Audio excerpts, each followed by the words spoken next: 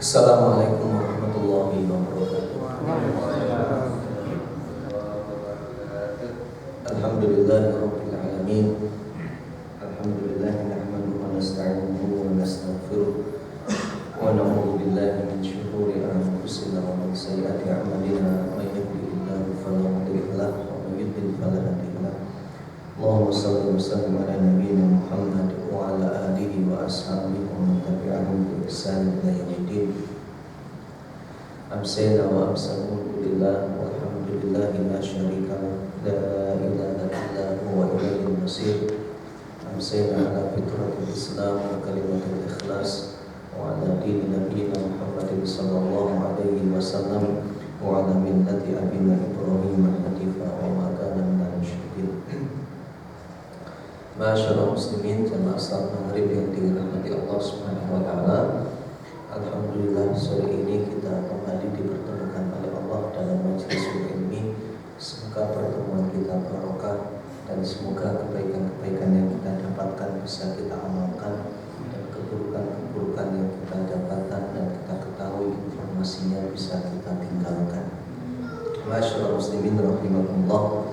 Kita melanjutkan kajian hadis Rasulullah SAW yang disusun oleh Imam Bukhari dalam kitab Al-Adabul Mufrad sampai pada hadis ke-402, masih terkait dengan masalah memutus hubungan, tidak bertegur sapa dan lain sebagainya. Dan sepertinya ini hal yang sangat penting untuk kita ketahui, hingga lumayan banyak hadis yang dihimpun oleh Imam Bukhari dan ditempatkan di bab ini. Sudah beberapa kali pertemuan kita membahasnya dan belum habis persoalan ini. Hadis ini diriwayatkan an Mu'adzah radhiyallahu anha qalat sami'tu Hisham bin Amir al-Ansari ibnu ammi Anas bin Malik radhiyallahu anhu wa kana qutila abuhu yawma Uhudin annahu sami'a Rasulullah sallallahu alaihi wasallam qala la yahillu li muslimin ay yusarima musliman fawqa thalath fa innahuma nakibani anil haqqi ma dama ala siramihima wa inna awwalahuma fai'an yakunu kaffaratan anhu sabquhu bil fai' wa in mata ala siramihima lam yadkhulal jannata jami'an abada wa in sallama alaihi fa aba an yaqbala taslimahu wa salamahu radda alaihi malaku wa radda alal akhari asyaitanu. Hadis diriwayatkan dari Mu'adzah. Beliau berkata, aku mendengar Hisham bin Amir al-Ansari, anak dari paman Anas bin Malik, ayahnya terbunuh, ayahnya syahid ketika perang Uhud. Beliau mendengar Rasulullah SAW bersabda, tidak halal bagi seorang muslim memutus hubungan dengan muslim yang lain. Tidak halal bagi seorang muslim memutus hubungan dengan muslim yang lain lebih dari 3 hari. Karena dari kata-kata soroma yusorimu itu memutus hubungan, tapi juga ada makna saling. Soroma yusorimu, saling memutus hubungan. Ya, tidak halal bagi seorang muslim atau muslim yang lain saling memutus hubungan lebih dari 3 hari. Karena keduanya itu berarti menyimpang dari kebenaran selama berada dalam pemutusan hubungan itu. Dan yang pertama kali melakukan kebaikan, maka kebaikan yang dilakukan itu sebagai kafarat atau penebus dosanya. Kalau misalnya keduanya mati dalam keadaan masih memutus hubungan, maka keduanya tidak masuk surga selamanya. Apabila di antara salah satunya mengucapkan salam dan yang lain menolak menerima atau menjawab salamnya, maka salam itu dibalas oleh malaikat, sementara yang menolak tadi itu dibalas oleh syaitan. Hadirin yang dirahmati Allah Subhanahu wa taala, kalau sebelumnya hanya membahas bahwa tidak halal, tidak boleh bagi seorang muslim atau bagi muslim saling memutus hubungan. Lama-kelamaan hadis ini agak berat ancamannya. Ternyata persoalan ini sangat berat. Ya, tidak sekedar diucapkan oleh Nabi perbuatan memutus hubungan itu tidak halal, tapi oleh Nabi disebutkan yang pertama, perbuatan memutus hubungan itu disebutkan sebagai naqidun anil haq, ay ma'ilun anhu, menyimpang dari kebenaran. Yang benar itu apa? Yang benar itu ya bersatu, yang benar itu bertegur sapa, yang benar itu bersaudara. Ya, seperti yang pernah saya sampaikan, al-ukhuwatu ukhtul iman, persaudaraan itu adalah saudara keimanan, sementara at-tafarruqu akhul kufri, perpecahan itu saudara kekufuran. Demikian pula saling bertegur sapa, saling bersaudara itu saudara keimanan, dan memutus hubungan itu saudara kekufuran. Maka oleh Nabi disebutkan sebagai naqidun anil haq. Yang bersangkutan berarti menyimpang dari kebenaran. Nah, di sini kemudian hadirin yang dirahmati Allah, penting bagi kita kemudian untuk mengingatkan dalam kebenaran, tawasau bil haqqi. Di antara bentuk tawasau bil haqqi itu adalah menjelaskan dan menyampaikan tentang hubungan-hubungan yang baik ini. Ya, bahwasanya Allah bersumpah wal asri innal insana lafi khusrin illal ladzina amanu wa 'amilus shalihati wa tawassaw bil haqqi, saling mengingatkan dalam kebenaran. Kenapa? Karena boleh jadi dalam hubungan sosial yang dibangun, itu ada praktek-praktek yang menyimpang dari kebenaran. Di antaranya yang menyimpang dari kebenaran berupa memutus hubungan ini. Nah, salah satu indikator memutus hubungan itu adalah tidak mau bertegur sapa atau al-hajru. Al-hajru, tidak bertegur sapa. Kemudian hadirin yang dirahmati Allah Subhanahu wa taala, bahayanya perbuatan seperti ini oleh Nabi dikatakan fa innahuma naqibani anil haqqi madama ala siramihima. Selama keduanya itu memutus hubungan, maka keduanya dikategorikan sebagai orang yang menyimpang dari kebenaran, dari al-haq. Kemudian bahaya yang lain, bahaya yang lain itu adalah ketika meninggal dalam keadaan memutus hubungan itu, oleh Nabi dikatakan lam yadkhula al-jannata jami'an abada. Keduanya selamanya tidak masuk surga. Nah, kalau kita pahami secara tekstual, ya, pengertian la yadkhulul jannata abada itu kan begini. Ada orang masuk surga itu, hadirin yang dirahmati Allah, langsung masuk. Semoga kita termasuk di dalamnya. Ada yang melalui proses dulu, ya, baru kemudian dimasukkan ke dalam surga. Tetapi untuk dalam hadis ini Nabi mengatakan keduanya itu lam yadkhulul jannata abada, tidak masuk surga selama-lamanya. Ya, lam yadkhulul jannata abada. Kemudian hadirin yang dirahmati Allah Subhanahu wa taala, resikonya sangat berat. Nah, terus bagaimana untuk memutuskan atau mengakhiri perseteruan itu? Apa tandanya? Tandanya itu adalah yang pertama, yaitu wa inna awwalahuma fai'an. Kata al-fai' di sini kalau kaitannya dengan hubungan kekerabatan, hubungan persaudaraan, maknanya adalah al-atfu alaihi bil khair, melakukan kebaikan. Ya, itu sebagai tanda bahwa kita itu sudah nyambung, melakukan kebaikan. Seperti misalnya lama tak bertegur sapa karena terjadi perseteruan, tiba-tiba kemudian irimi makanan. Nah, itu adalah kebaikan. Itu sebagai tanda yang bersangkutan sudah mulai baik. Nah, kemudian kalau yang menerima itu siap menerima, nah berarti sudah selesai. Tapi kemudian ketika yang diberi makanan itu kemudian dia, ini ada racunnya atau tidak, wajib dimakan. Ini bahaya ini untuk racun ini. Hadirin yang dirahmati Allah, kaitannya dengan redaksi berikutnya. Kalau yang salah satunya itu mengucapkan salam, tapi ternyata yang terjadi fa'aba ayat bala, yang diberi salam itu menolak menerima salamnya. Nah, kalau yang mengucapkan salam tadi, mengucapkan salam pada temannya, pada saudaranya, dia nggak mau jawab, tetapi ada yang lain yang jawab. Siapa yang jawab? Malaikat yang jawab.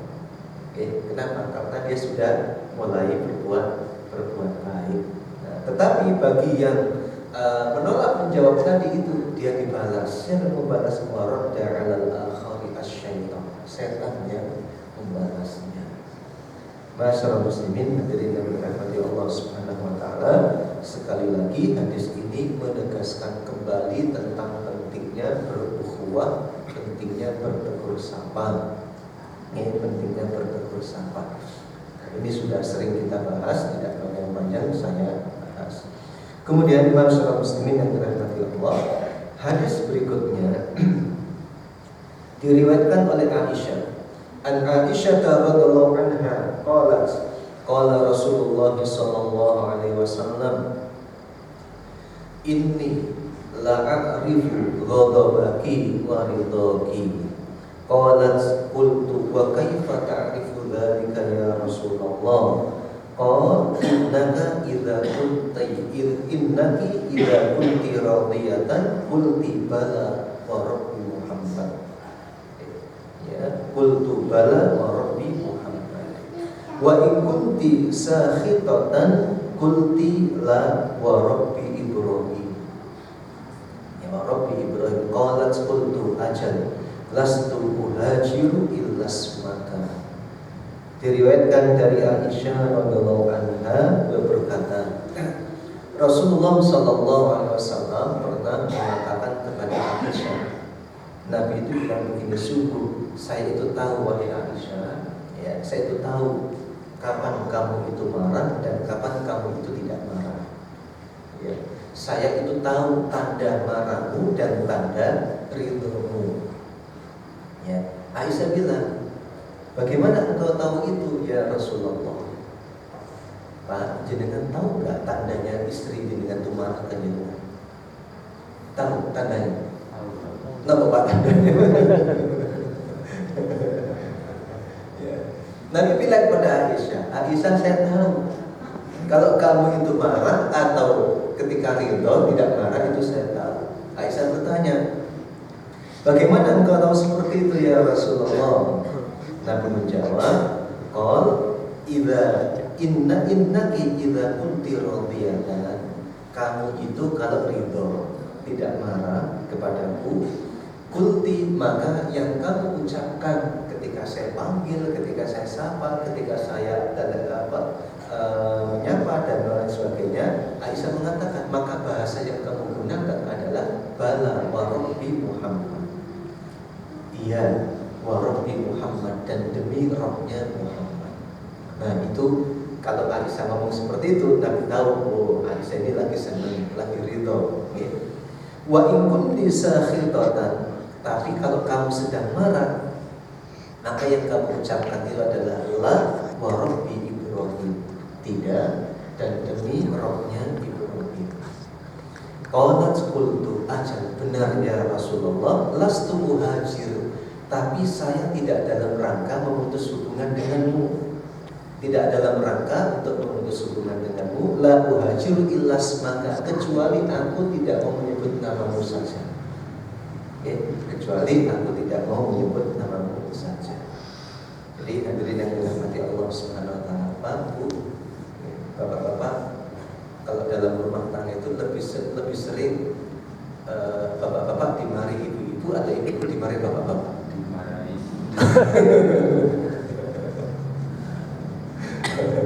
Hadirin yang dirahmati Allah Subhanahu wa taala,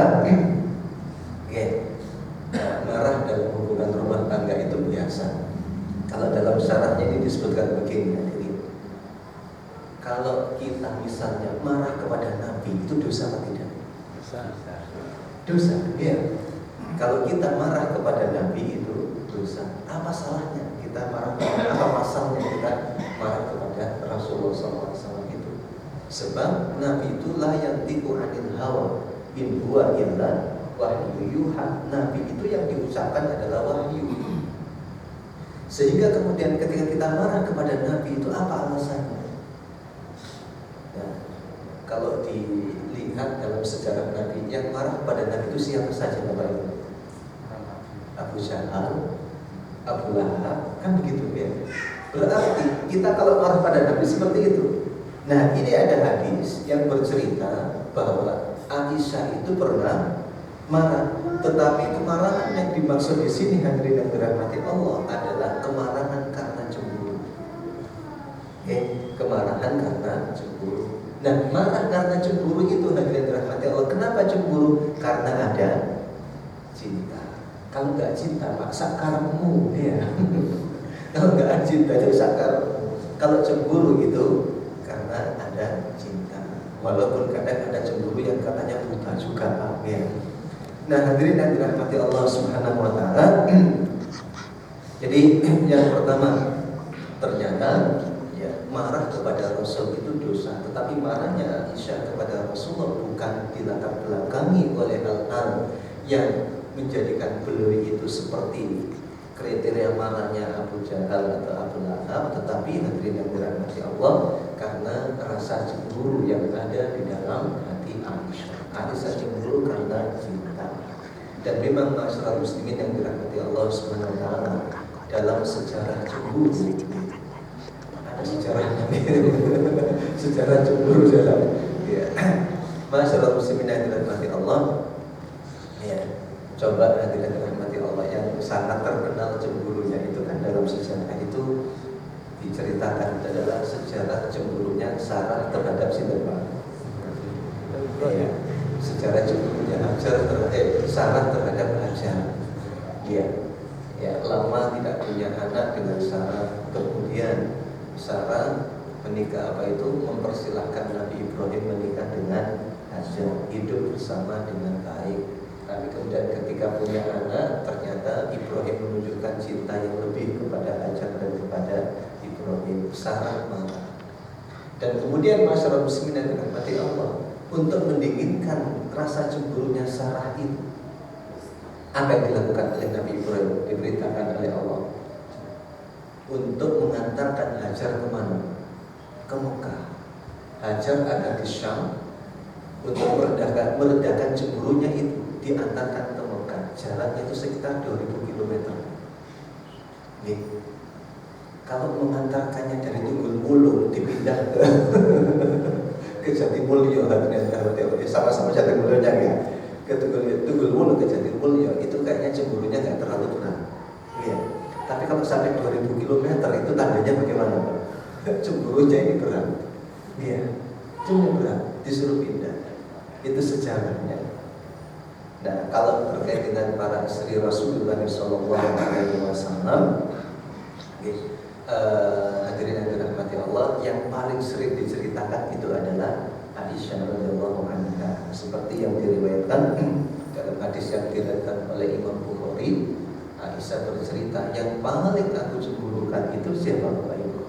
Khadijah. Kenapa? Padahal Khadijah sudah wafat. Sebab Rasulullah itu masih sering menyebut nama Khadijah. Dan setiap kali ada hajatan, ada keperluan, misalnya ada nikmat yang belum dapatkan, yang dipesankan oleh Rasulullah itu apa? Yang dipesankan adalah untuk kirim kepada teman-temannya Khadijah.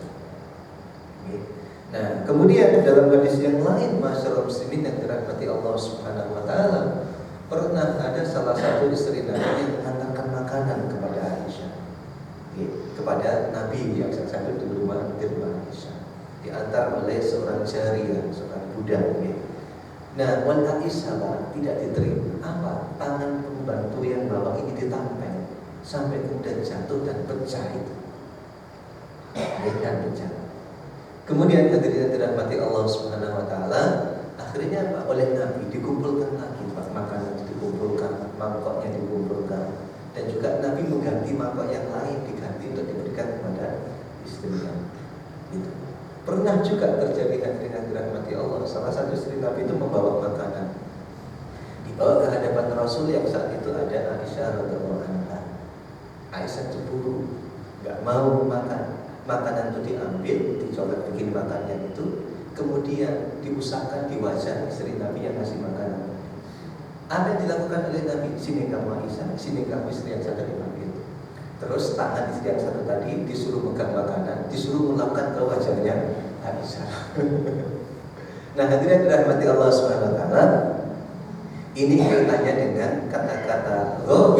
Jika kamu itu marah, marahnya itu bukan perbuatan dosa seperti marahnya Abu Lahab, Abu Jahal dan sebagainya, karena ada cemburu di dalam hatinya. Dan dalam riwayat Muslim ini, ketika Aisyah itu cemburu, Nabi mengatakan begini, "Aqad ja'aki syaitanuki." Wahai Aisyah, setanmu sedang datang ya. Setanmu sedang datang ya. Jadi Pak, kalau ada istri cemburu itu berarti apa Pak? Nah, jadi kan tanya, syaitanuki ja'aki, setanmu teko ya. Nah, Aisyah bertanya, ya Rasulullah, apakah saya ada setannya? Apakah di antara kami semua ada setannya? Iya, ada. Terus kamu sendiri bagaimana? Iya. Kecuali Allah sudah membantuku untuk mengalahkan setan tersebut. Oke. Jadi hadirin yang dirahmati Allah Subhanahu wa taala, jadi hati-hati, di samping dikelilingi malaikat raqib dan atid juga diikuti Pak oleh setan ini. Jadi Bapak Ibu yang dirahmati Allah Subhanahu wa taala. Berikutnya, permasalahan yang lain yang disebutkan oleh hadis ini kaitannya dengan Rasulullah mengatakan mengetahui tanda kemarahan Aisyah. Aisyah menjawab, ketika Aisyah itu ridho, tidak marah, maka ucapan yang disampaikan kepada Nabi itu adalah ucapan-ucapan bala wa rabbi Muhammad.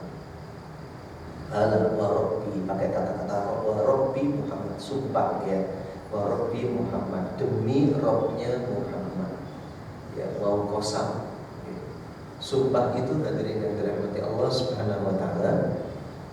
Kalau dalam fikih itu sumpah itu ada 3 kategori. Ada yang disebut dengan yaminul lahwi. Yaminul lahwi itu ucapan penegasan. Redaksinya iya wallahi atau billahi tallahi. Tapi yang dimaksud di sini dia tidak berniat bersumpah, tetapi hanya untuk menegaskan ucapan. Orang Arab sering melakukan seperti itu.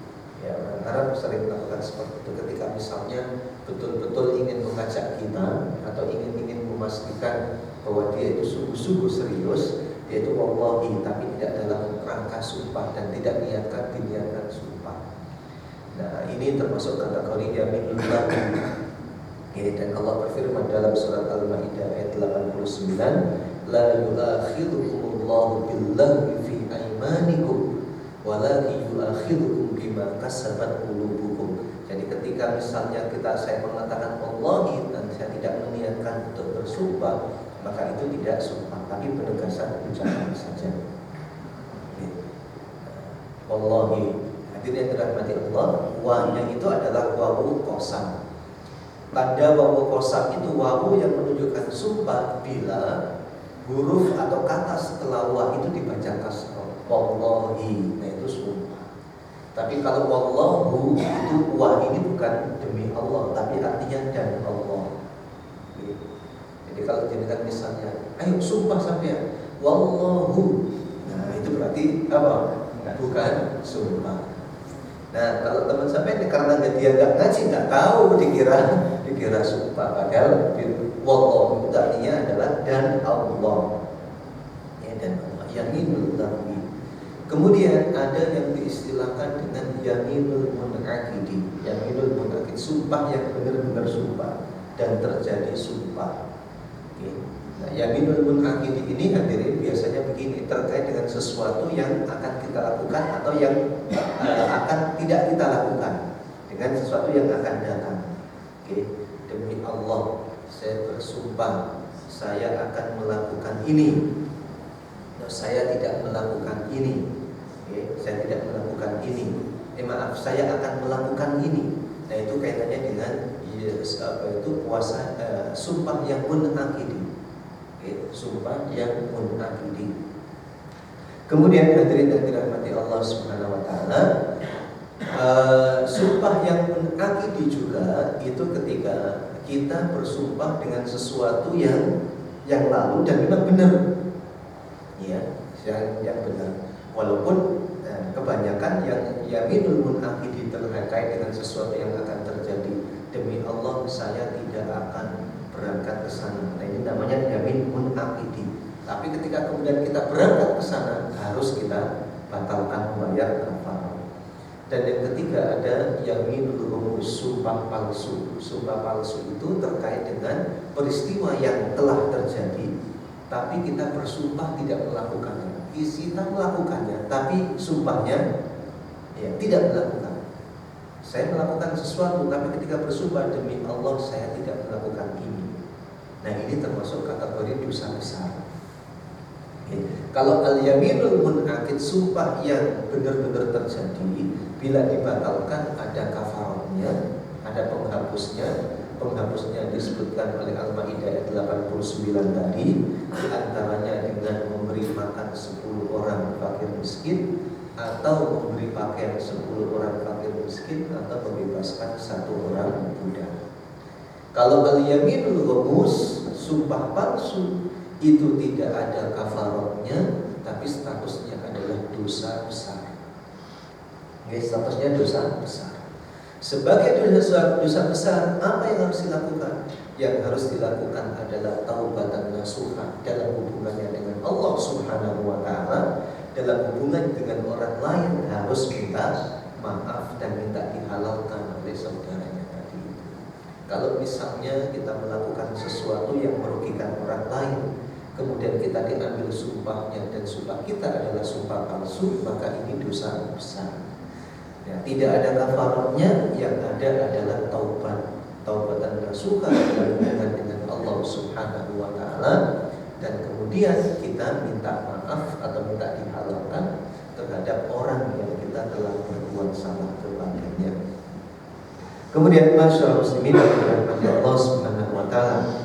Nah, Aisyah radhiyallahu anha ketika ridha itu mengucapkan sumpah dan redaksinya adalah bala wa rabbi Muhammad, dan ketika dalam keadaan tidak ridha lagi marahan kepada Nabi, bahasa yang digunakan oleh Aisyah adalah la wa rabbi Ibrahim.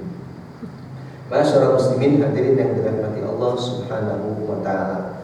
Nah, kenapa kok yang disebut itu adalah Nabi Ibrahim alaihissalatu wassalam, kok bukan yang lain?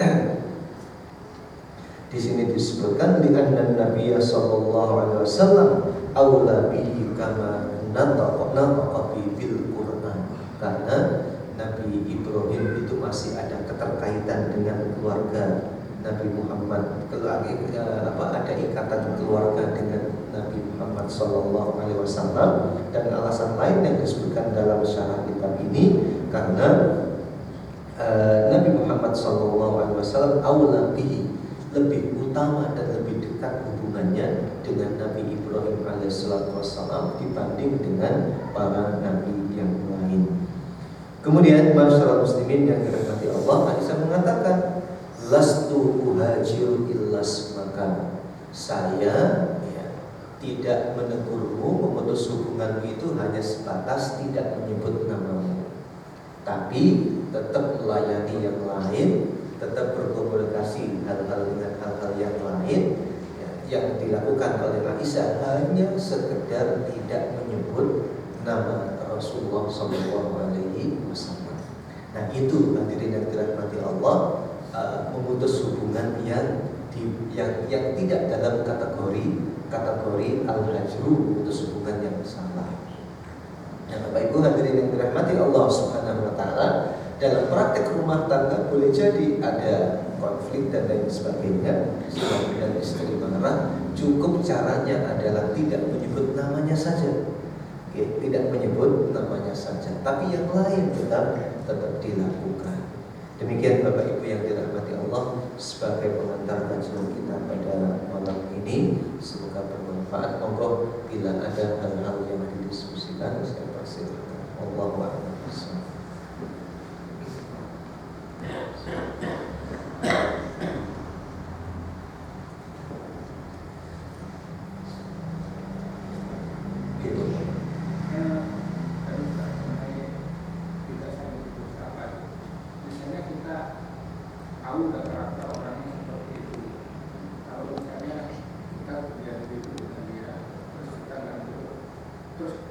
tegur dia melengos misalnya.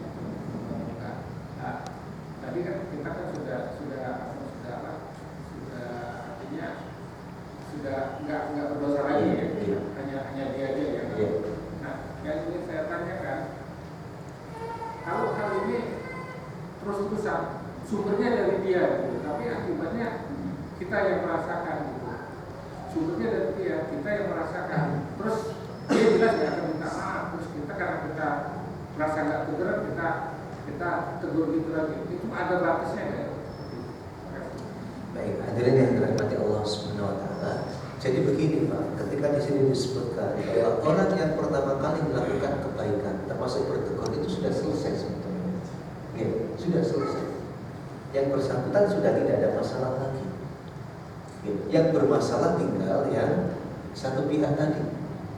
Nah, sini disebutkan tidak masuk surganya itu adalah dengan redaksi disebutkan oleh hadis madama ala sirati, selama keduanya. Jadi catatan tidak masuk surga keduanya itu apa?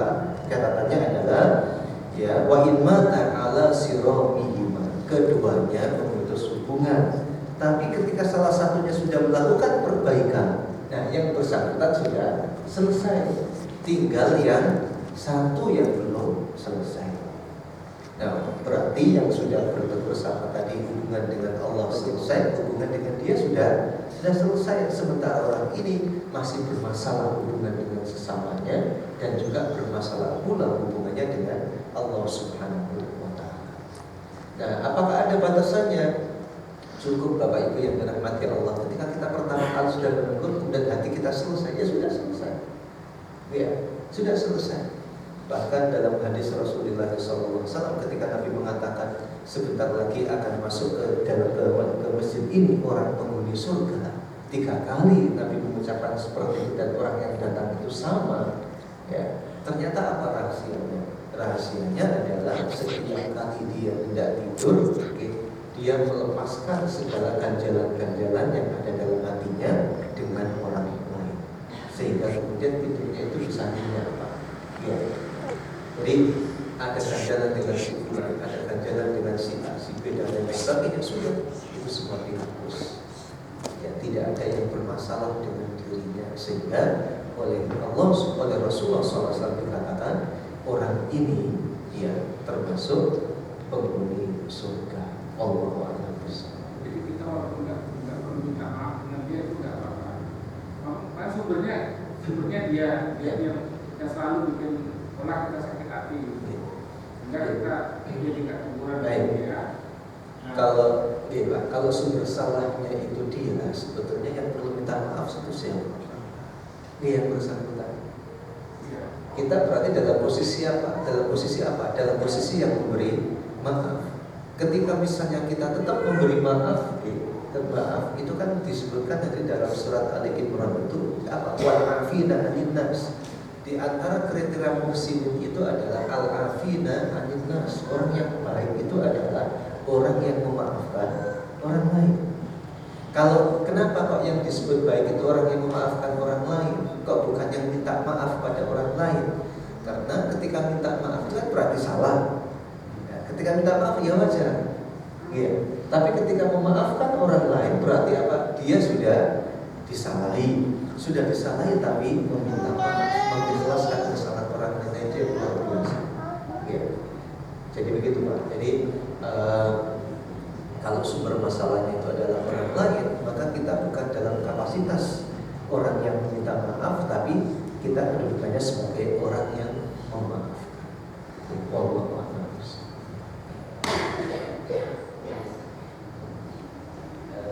Dalam hubungan panggilan suami istri tadi itu, kalau saya Rasulullah dan Aisyah ketika marah malas menyebut namanya. Kalau saya kebanyakan di masyarakat itu sebaliknya panggilan pasangan suami istri caranya panggil nama, panggilnya pak,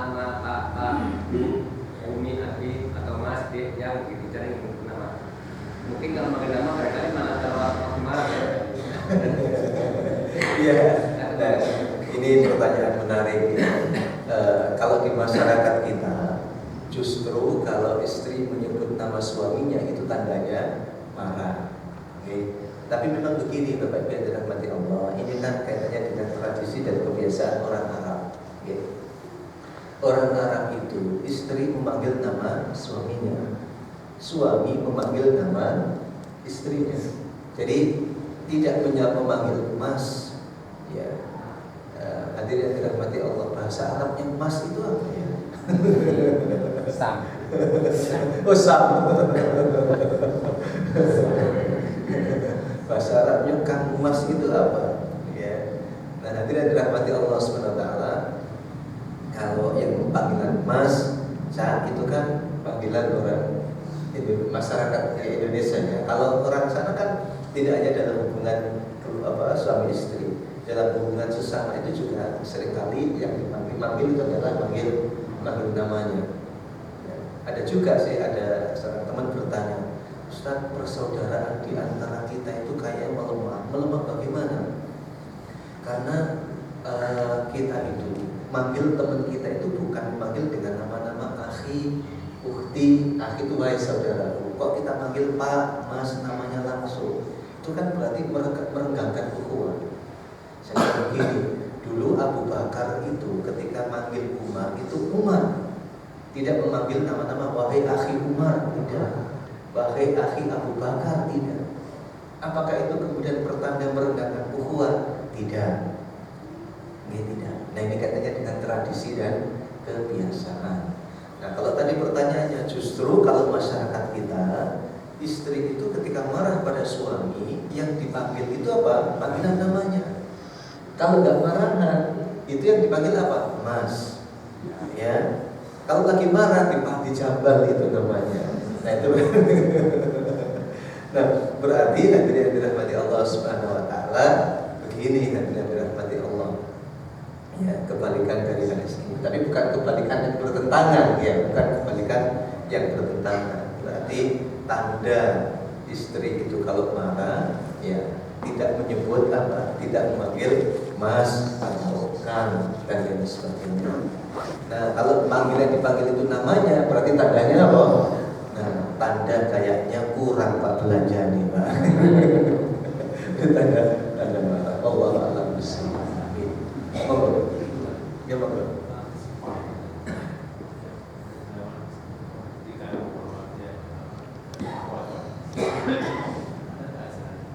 Baik, hadirin yang dirahmati Allah Subhanahu wa taala. Begini Bapak Ibu yang dirahmati Allah Subhanahu wa taala. Sumpah pocong itu begini. Sumpah pocong itu tradisi Pak dan kebiasaan di masyarakat kita. Kalau dalam Islam itu sebetulnya tidak ada yang disebut dengan sumpah pocong. Tetapi dalam praktek sumpah pocong itu sesungguhnya substansinya itu bukan sumpah, tapi substansinya itu disebut dengan mubahalah. Mubahalah itu begini. Kalau misalnya saya melakukan seperti ini, maka yang mati duluan atau mengalami musibah itu adalah saya. Tapi kalau yang salah itu adalah sampean, maka sampean yang akan mengalami musibah. Jadi secara substansi yang disampaikan itu bukan sumpah yang disebut dengan Allah yang saya sebutkan tadi itu tidak. Tapi secara substansi itu kalau dalam bahasa Al-Quran itu disebut dengan mubahalah, wa may yabtahil, yaitu mubahalah. Kalau misalnya terjadi melakukan seperti ini, maka saya mati duluan dan lain sebagainya. Nah, hadirin yang dirahmati Allah Subhanahu wa taala, ini ada cerita menarik. Ini saya mendapatkan cerita dari teman saya yang pernah tinggal di Bali. Kan kita pernah dengar ya peristiwa bom Bali itu yang melibatkan Imam Samudra itu. Jadi ceritanya itu begini Pak. Ketika dalam pengadilan setelah dijatuhi vonis hukuman mati, Imam Samudra itu mengatakan kepada hakim, kalau misalnya saya yang benar, maka Anda mati duluan. Kalau misalnya Anda yang benar, maka saya mati duluan. Ternyata Pak, yang mati duluan itu hakimnya. Ingat, orang Bali itu terhadap yang klinik itu bagaimana? Iya, jadi mereka itu takut. Itu terjadi. Saya dapat cerita ini dari teman yang terlepas apa hukumnya dan sebagainya. Kita tidak mempersoalkan itu ya. Tetapi ini saya kasih contoh bentuk mubahalah itu seperti itu. Gitu, bentuk mubahalah. Dan sumpah pocong itu substansinya itu adalah mubahalah. Dalam praktek mubahalah pun sebetulnya masyarakat muslimin itu sebetulnya nggak pakai pocong dalam Islam itu. Okay?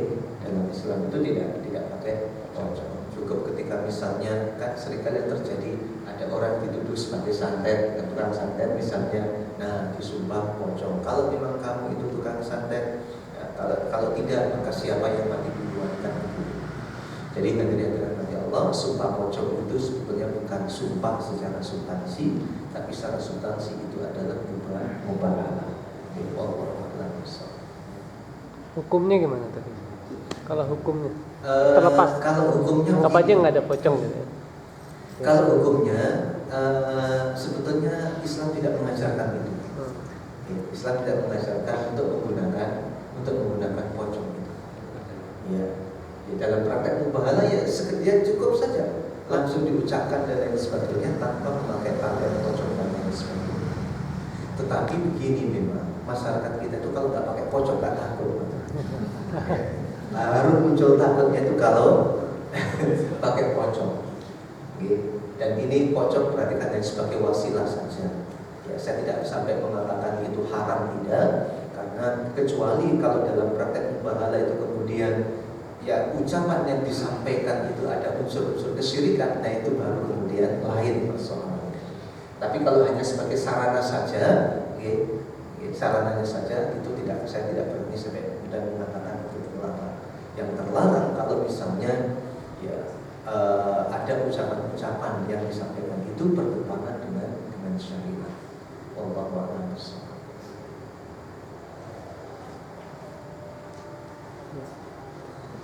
Baik Bapak Ibu hadirin yang dirahmati Allah Subhanahu wa taala, sudah masuk waktu Isya, kita akhiri, kita tutup. Bismillahirrahmanirrahim. Alhamdulillah fi ni'mah wa yukafi mazidah ya rabbana wa ta'ala wa ya karim wa la yajidul karim wa azim sultanik. Rabbana ighfir lana dhunubana wa israfana fi amrina wa thabbit aqdamana wa ansurna 'alal qawmil kafirin. Allahumma a'inna 'ala dzikrika wa syukrika wa husni ibadatik wa la taj'alna minal ghafilin.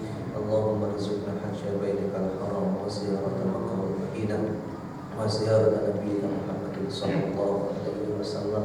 Allahumma barik lana fi hayatina wa barik lana fi ulumina wa barik lana fi a'malina wa barik lana fi ahdina wa barik lana fi ma razaqtana min adzabannar. Rabbana la tuzigh qulubana ba'da idh hadaytana wa hab lana min ladunka rahmah innaka antal wahhab. Rabbana atina fid dunya hasanah wa fil akhirati hasanah wa qina adzabannar. Subhana rabbina rabbil izzati amma yasifun wa salamun alal mursalin walhamdulillahi rabbil alamin.